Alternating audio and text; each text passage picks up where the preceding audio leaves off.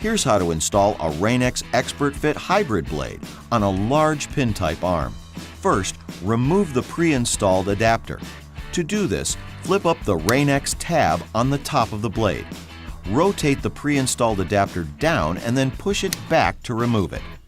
You're now ready to install the blade.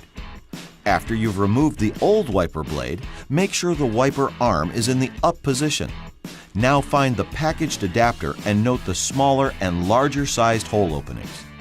Next, locate the pin on the wiper arm and slide it through the larger hole on the blade.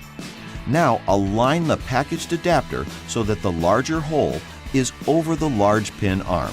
Lock the adapter down until it is flush with the top of the blade to ensure the blade is secure. Then lower the Rain-X tab. Tug on the blade to make sure it's properly fastened. Remove the plastic squeegee cover on the blade and gently lower the wiper arm onto the windshield. It's that simple. You're done.